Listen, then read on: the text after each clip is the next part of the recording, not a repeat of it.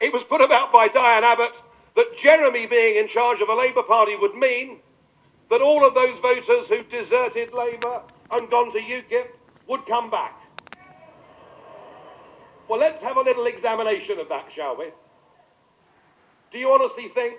that Labour voters that came to UKIP in Doncaster agree with Mr Corbyn that we should get rid of the Queen? Do you honestly think that Labour voters in Doncaster who came to UKIP would approve of a man who cozied up to the likes of Gerry Adams and Martin McGuinness? Do you honestly think that Labour voters in Doncaster would think that it was a good idea for us to hand the Falkland Islands over to Argentina?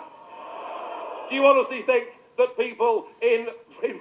Doncaster who switched to UKIP think that it's right and appropriate that at a service in St Paul's Cathedral to mark the 75th anniversary of the Battle of Britain, a room in which there were, perhaps for the last ever time, gathered together significant numbers of men and women in their 90s who were part of that great battle, that it was right to turn up without your top buttoned up and not to sing the national anthem?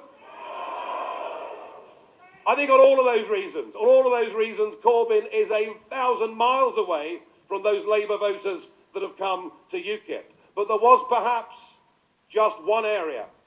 on which he could have held on to a lot more Labour votes and maybe even tempted one or two back despite everything else, and it was that for 40 years we'd understood that Jeremy Corbyn,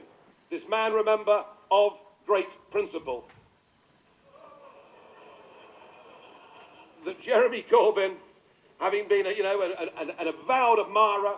of Tony Benn and Michael Foot, that Jeremy Corbyn was opposed to Britain being a member of the European Union because he believed that it damaged us as a nation-state democracy. And so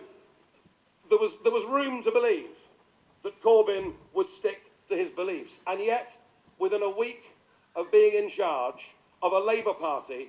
that has now become completely, obsessively Europhile in every way, and under pressure from his shadow cabinet and under pressure from his backbenches, he has capitulated on that great issue of principle, and he has said he will support Britain remaining in the European Union regardless of what Mr Cameron comes back with. And I now think and believe that a whole new flank